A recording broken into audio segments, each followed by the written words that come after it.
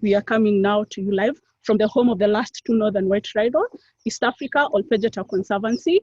And today we'll be staring extinction in the face, together with the rhino caregivers that I'll introduce briefly to you. So we meet Zachary, who has been working here in the Conservancy since the rhinos arrived in 2009. We meet James, who will be talking to you a bit later about the extinction topic. We also meet Jacob.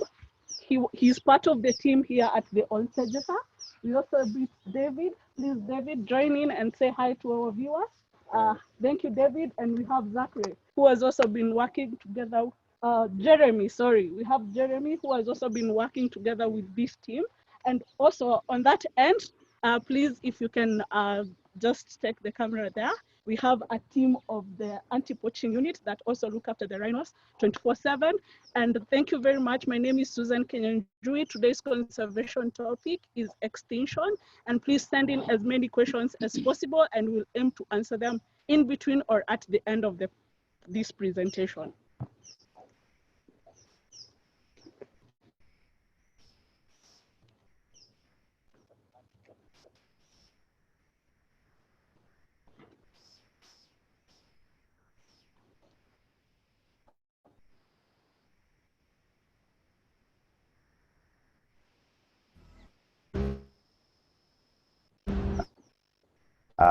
As well as other enterprises. We are the largest population of black rhino, a population that is growing steadily.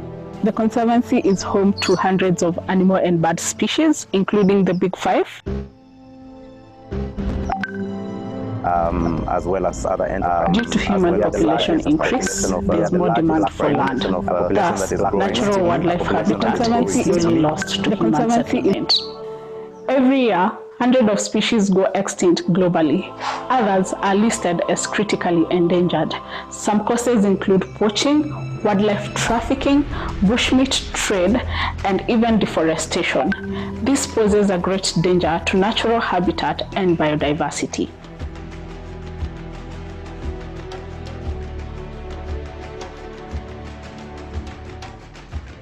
The rhino cemetery is a constant reminder of what human greed can do to a species. We are standing next to graves of rhinos lost in a span of 10 years through poaching alone.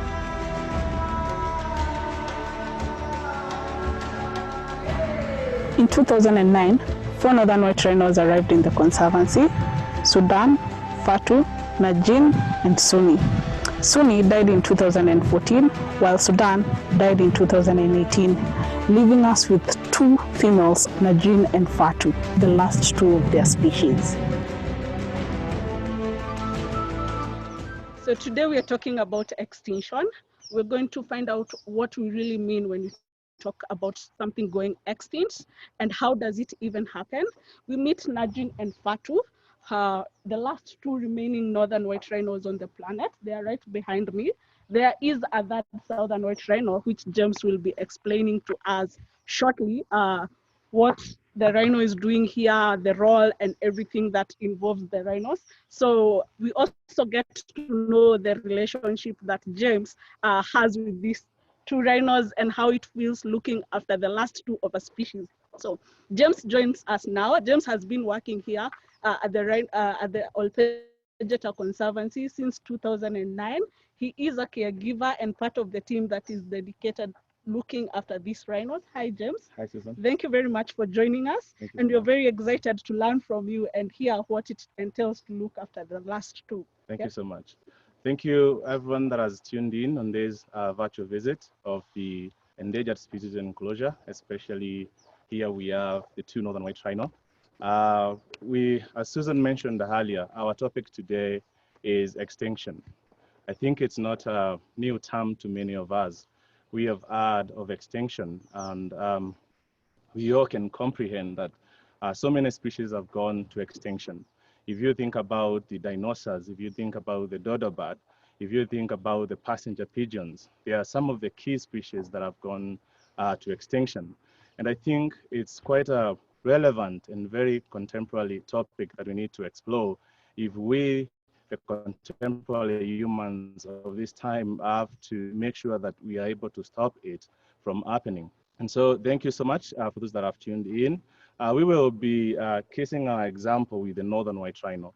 As the team that has been introduced here that we work with, looking after these last two northern white rhinos, it's quite an overwhelming job.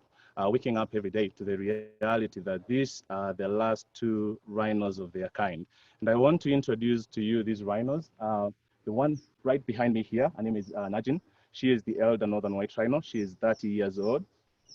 The one on the far right there, her name is Fatu. She's the youngest northern white rhino. She is 20 years old. And we have another rhino right behind. Her name is Tao. She's a southern white rhino. She's 23 years old. And she has been staying together with the northern white rhinos for a number of reasons. One of the reasons is when these rhinos came from the zoo, they were so green, they didn't know anything of being a natural rhino. So there was the need of introducing a rhino that would teach them how to become natural. Another reason is you're trying to have a crossbreed between a northern male together with a southern, and that's one of the reasons why she was here. So she was put together with northern white rhino males with an attempt to see whether they would be able to crossbreed. And just to put it into perspective, we have two subspecies of white rhinos. We have the southern white rhinos, which have a global count of 20,000 plus or negative now. And then we have the northern white rhinos, which are indeed these two that have been introduced here. And we get to ask ourselves, how did it come that we have the last two of a kind? As you've mentioned earlier today, that our topic today will be extinction. And one of the key reasons why species go to extinction, if we have to count those reasons, can be habitat loss, climate change, overfishing, and of course, hunting, and in other cases, poaching. And we realize that as the case with the northern white rhinos, political conflicts in their native homelands, which was northwestern parts of Uganda, southern Sudan, DRC Congo, and Central African Republic, made that the rebel groups realized that selling a rhino horn was worth millions of money. And so they took advantage of going into the bushes and killing the rhinos so that they would get the horns, sell the horns, and continue funding their evils. And so that's what made the populations of the northern white rhinos to decline significantly. Actually, it was a massive wave of poaching that happened all across Africa. Not only rhinos, but also elephants suffered that. And as in Kenya alone, we lost from 20,000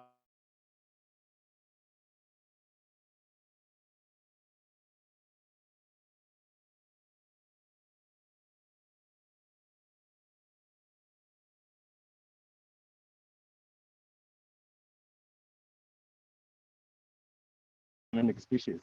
And in that regard, we had to make sure that at least we set some lands, and that is why you realize there was birds of conservation areas, national reserves were being set aside to at least contain the remaining population. But unfortunately, the case with the northern white rhinos, their native homelands didn't come to stability. And so even the ideal of trying to conserve these animals in their native homelands was not possible. Luckily, there were people of goodwill that came in. The idea was to take the few rhinos that were left in the wild and take them to the zoo, try to breed them in the zoo with the idea that they would eventually reintroduce them back again to Africa. Unfortunately, the zoo didn't, the breeding program in the zoo didn't work so well. And that's why an ideal of bringing the few remaining individuals back to Africa was realized. And so we received 4 rhinos from Czech Republic, as mentioned earlier on by Susan, 2 males, Sunni and Sudan, and 2 females, Najin and Fatu. And they came here in 2009. The idea was to see these natural environment and the good climate we had here in Opegita, whether would help them to stimulate some sexual activities and then eventually end up to mating, which would then give us some newborn northern white rhino babies. Unfortunately, since coming in 2010, 2011, there was successful mating. samples. We took them for analysis. Unfortunately, after the sampling, there was no pregnancy that was confirmed. Even trying to crossbreed between a northern and a southern white rhino also failed.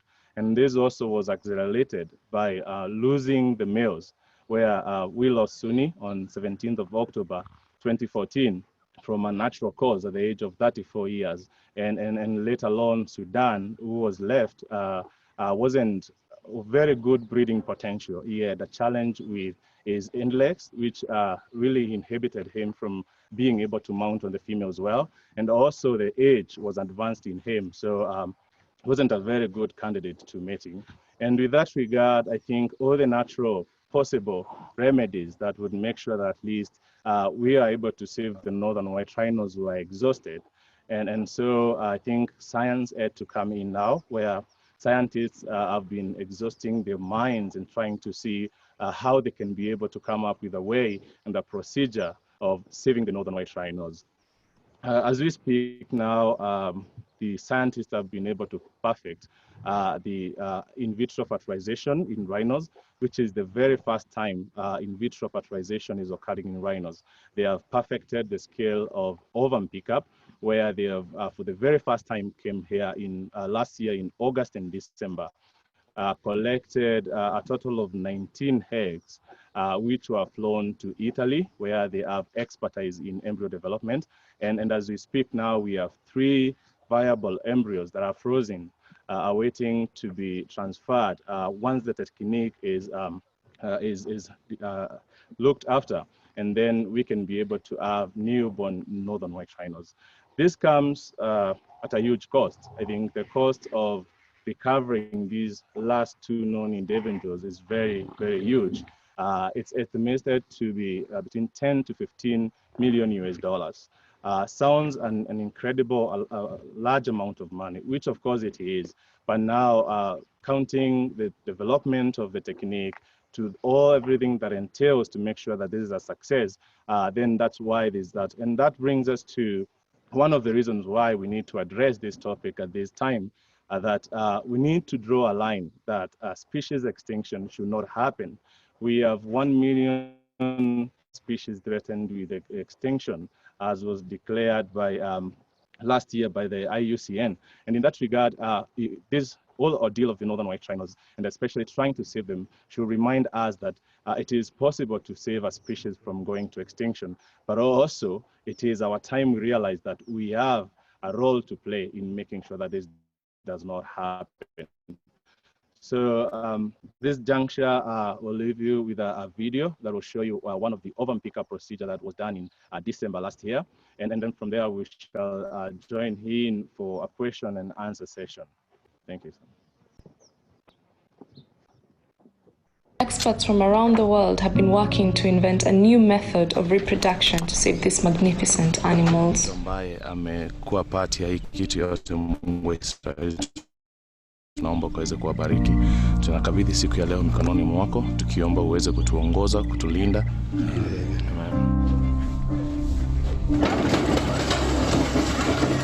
Despite the risks involved, for the first time ever, northern white rhino eggs were successfully collected. They had to be immediately airlifted to a specialized lab for fertilization with frozen sperm from deceased northern white rhino males.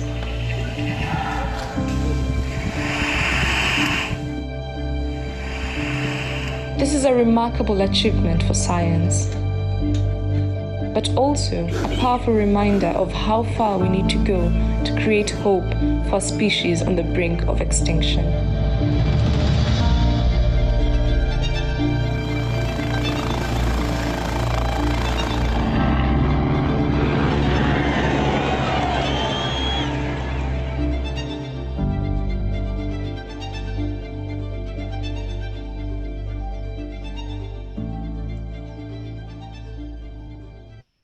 Thank you, James, for the introduction into the rhinos and telling us the history and everything. That has been truly inspiring and amazing. And thank you very much. So today we are also very privileged to have Olpejeta Conservancy Managing Director, with us for a brief question and answer session together with James. So thank you, Mr. Richard Vine. Thank you for having me, James. Thank you so much. So greetings, everybody. What we thought we would do now is just have a question and answer session with James to talk about extinction and to talk about the whole idea of, or what it is we're trying to achieve here and the ramifications that has at a global level. So James, just a point of clarification. One of the questions we've had is we're saying there's only 2 northern white rhinos left, but there's 3 rhinos behind us. Do you want to just give a little bit of clarification on that? Yeah, we have 3 rhinos here together with us. The one behind there is a southern white rhino. She's here for quite a number of reasons. One was to teach the northern white rhinos how it is to be a natural rhino, because these northern white rhinos were born and raised in the zoo, and they weren't so much accustomed in a natural environment. And so we had to put her together with them. And the other reason was when the males were alive, we were trying to crossbreed between the northern males together with a southern female. And that when that failed, we didn't want to take her away because she has become a family to the northern white rhino. So it all gets pretty complicated, but let's start right at the beginning. So when we first started talking about northern white rhinos, from an Olpejita perspective, there were 25 left in the Garamba National Park in the Democratic Republic of the Congo. And now we're left with 2. So why is that? Why are rhinos being poached? Why in particular has this species of rhino been reduced to only two remaining individuals? What lies behind all of that? I think it's an issue of poaching, especially if you look at their native homelands now, like South Sudan, DRC Congo, they still have the political conflicts. And any reasoning or ideal of trying to save these rhinos, even in their native homeland, was not successful because people were not willing to take their time or resources or energy into a political torn country. And that's the reason why these northern white rhinos have suffered so much. And that's why at least these 2 that were able to be part of the rhinos that were in the zoo was a very good deal, because were it not for the zoo, then these animals would have already been extinct. So the zoo kept the species alive. Yeah. Northern white rhinos were poached to almost extinction, and extinction in the wild just because of their location. Yeah. Insecure parts of Africa. But generally speaking, what underlies all of this is demand for rhino horn. Yeah. And demand for rhino horn, particularly in the Far East. And what is the reason for the demand for horn? Why do people covet this particular commodity? The rhino horn is prized mostly in the Far East and the Middle East, especially because of the Asian traditional beliefs that it has got medicinal aspects. Talk of influenza, conversions, fevers. Some believe it's even a cure to cancer. And so the demand on the end of, especially when you touch the elder aspect, people can pay any amount of money to get a little piece of rhino because they believe it's a cure. And then in other parts, they believe it's got like an aphrodisiac, where it can be give some certain powers to people and be able. And on other parts, it's prized for being, can make trinkets and other stuff that are really. And some people believe it's a cure for a hangover. Yeah. And if you're really rich, it's worth having some rhino horn to be able to give to your guests at the end of an evening dinner where you've been closing a business deal to prove your status in society. But the real truth is that rhino horn is made of fingernail, or the same material as fingernail, and it has no medicinal properties whatsoever. That's correct, isn't it? Yeah, it's proven there's no medicinal aspects in the horn. And the other question, one of the other questions we're getting repeatedly is, what is the difference between a black rhino and a white rhino? And is the horn different on both of those species, or is it exactly the same? The horn of both the white and the black rhinos is the same. It's the same component that makes our fingernails and our hair keratin, while the genus and the species of the northern white rhino is very distinct. They are 2 very different rhinos. They can live in the same home ranges, but they can't like live on the same groups. Their feeding habits are very different. Black rhinos have a prehensile lip that is responsible for navigating on the top and being selective on what to feed on. White rhinos have a wide mouth, as you can see, these ones munching on the grass. You can see they have a square lip that is adapted for grazing on grass on the ground. Their backs are also very different. If you look at the white rhinos, they have a convex shape at the back, while white rhinos have a concave shape at the back. And then these ones are bigger in size, and black rhinos are smaller in size. And another question we're being asked is, I think people can see the armed guards in the background of the pictures they're seeing.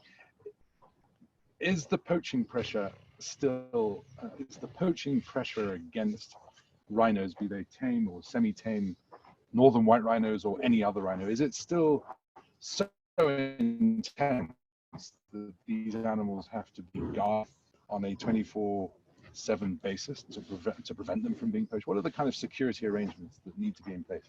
Yeah, for sure, as you can see, we have armed rangers behind here. It's a serious business. I think poaching is a constant crisis that we have to admit. It is a constant crisis, and especially with these two northern white rhinos, there is the fear that their prize would fetch more, especially if they get some with their horns, get somewhere into the market. And that's the reason why we need to have a 24/7 security with the northern white rhinos. But also the overall is that Olpegeta is the largest black rhino sanctuary. And with such a large population of rhinos, there's a constant pressure of poachers wanting to come in at any time and kill. And that's why we need to have armed team always to make sure that we are safe and the rhinos are safe. And so just to add a little bit to that, so Olpegeta is the biggest black rhino sanctuary in Eastern Central Africa. And we reckon we are having to spend on security alone somewhere in the region of $10,000 per rhino per year to keep them secure. And we have a total of 170 approximately rhinos on this conservancy. So with some simple addition, one can work out how expensive looking after rhinos is. And that is all driven by the underlying demand for rhino horn, which, as we've heard from James, has none of the medicinal values which it is reputed to have, but nevertheless commands an incredibly high price in Far Eastern markets. But James, let's just turn this conversation a little bit to the issue of extinction in general. Okay, so right now there was a paper published approximately 12 months ago which suggested that of the 8 to 9 million species that exist on planet Earth, which we have discovered, and there may be many more, at least a million of which I think 17% are mammals, are threatened with extinction. I mean, that's a horrific statistic. And it's made more horrific by the fact that most of those species are being driven to extinction by human activity. I mean, what do you feel about that? I think the whole unsustainable way of living that we have lived, especially in these contemporary times, is the sole reason why species are going to extinction. And I think the moment now we start having discussions like this and raising our awareness why it is important to protect biodiversity at large, because there is clear evidence that biodiversity is very essential for life on Earth, whether it's humans or other living beings. It's very crucial for us to protect. And I think when we realize that, then we are able to make sure that at least no more species walk in that road of extinction. So what advice, I mean, okay, let's put a little bit more context, and then I'm going to ask you another question. So the rate of extinction that is currently being experienced on planet Earth is the fastest, according to paleontological, that word, according to fossil records, is the fastest. The rate of extinction currently being experienced is the fastest that's ever been experienced on planet Earth, all as a result of human activity. So the dinosaurs disappeared over a period of probably 350 to 400,000 years. And that was regarded as a cataclysmic event.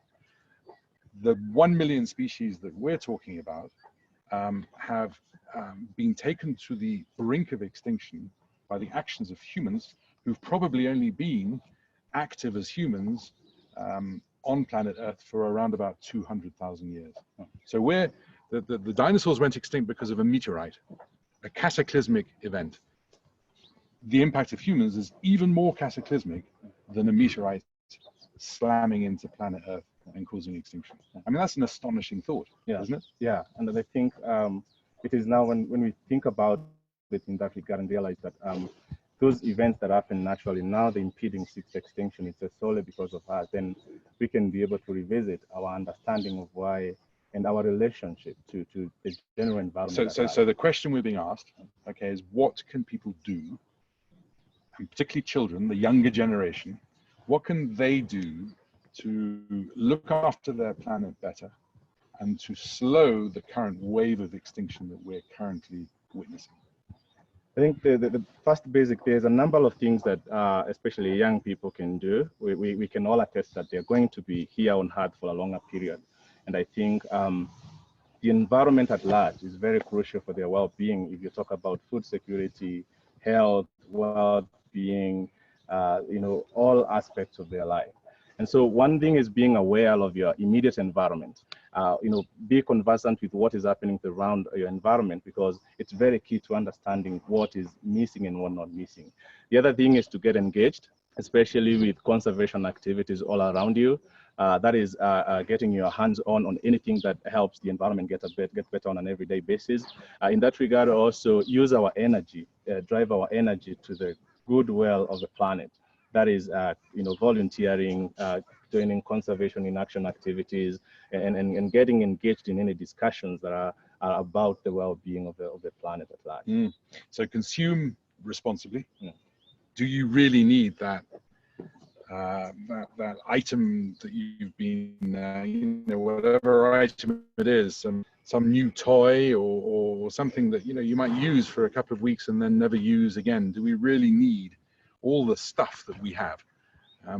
We've all got stuff that we've purchased, and we all know that there's a store in our houses where that stuff is no longer being used. So we didn't really need it.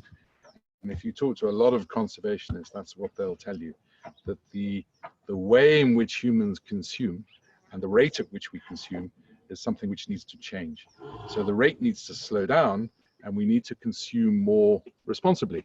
So we need to buy our food from sustainable food sources, because we're not here just talking about extinction. We're also talking about the overexploitation of natural resources. So if you think of the fisheries of the oceans, many species of fish are now being pushed towards extinction and are being overexploited by us in a way which is going to eventually render the oceans empty of life. That's not an exaggeration. That is what is happening.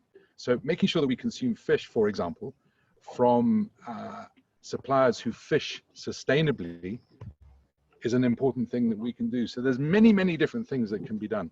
And I think we'll send out some material later which will give you some ideas on that, particularly if you're from the younger generation. But James, that's extinction. We all know it's happening. We've tried to explain it. Let's go back to the northern white rhinos in particular. What are your hopes? What do you hope might happen in the next 5 years? And how much of a chance do you think there is that what you hope will happen will actually happen? I think at the point where we are, especially being caretakers and being so close to these northern white rhinos, we would wish to have these northern white rhinos continue as a subspecies. I think it's that moment you wake up every day and realize the weight of what is your work.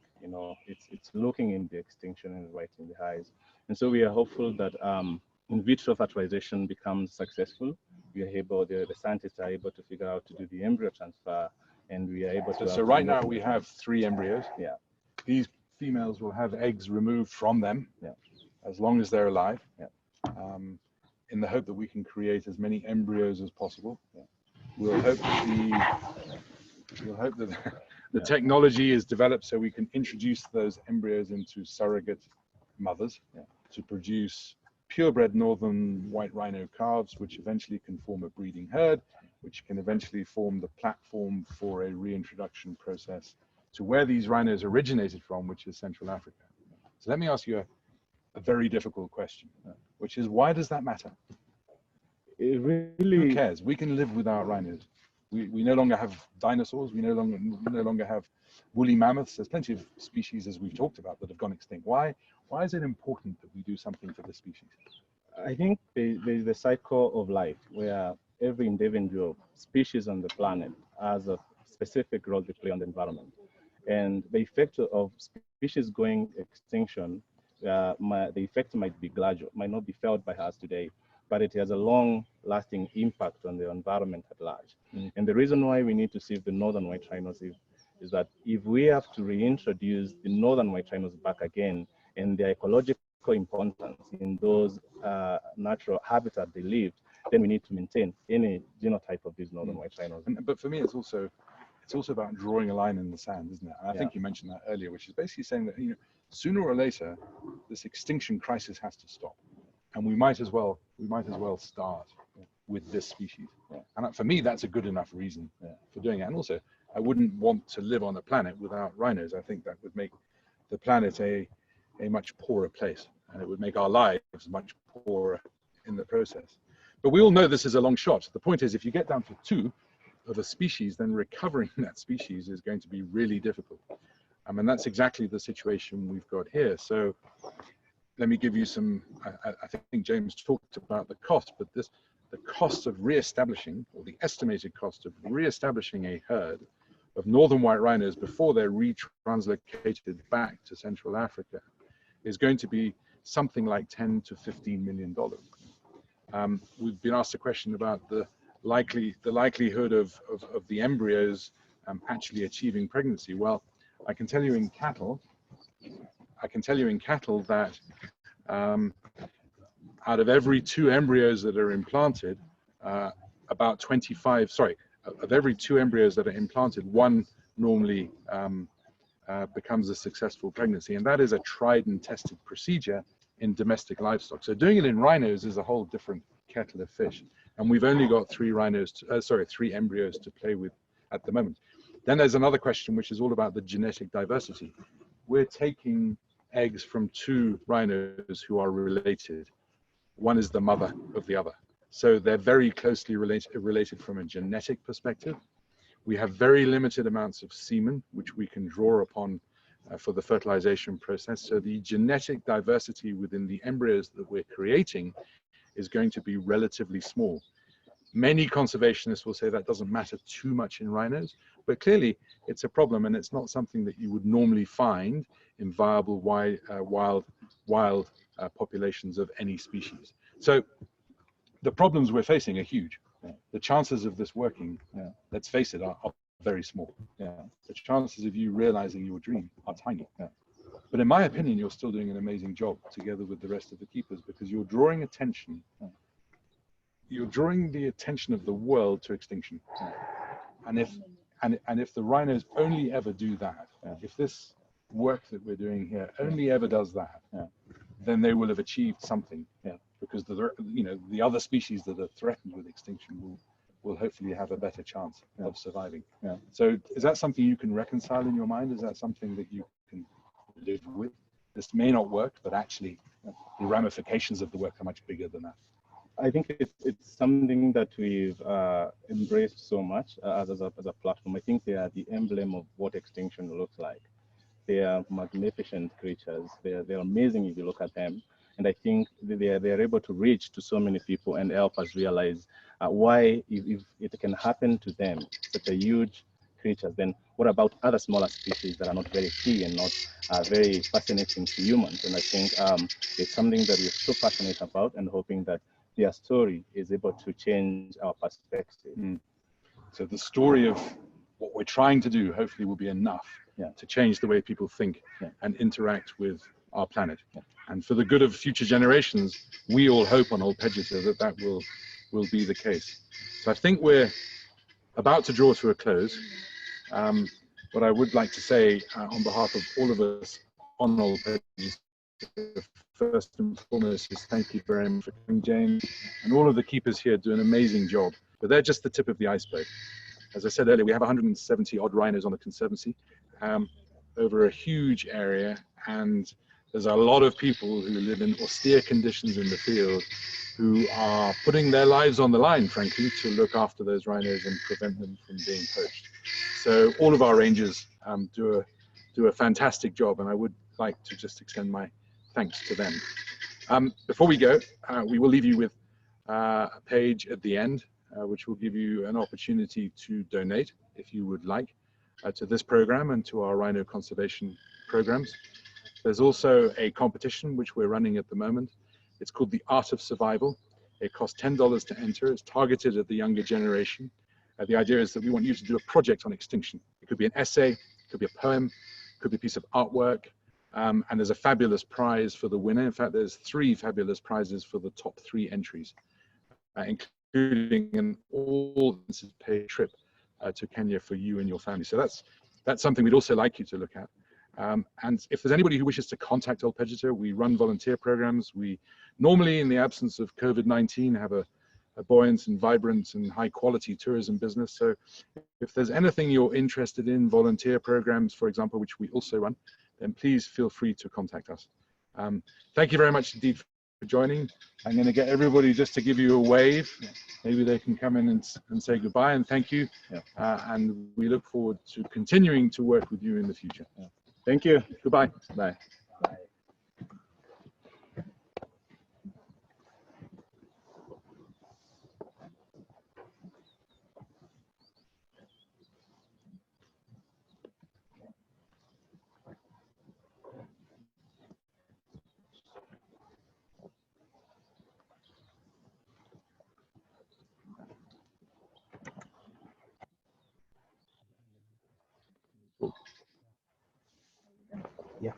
What was the confusion in the beginning?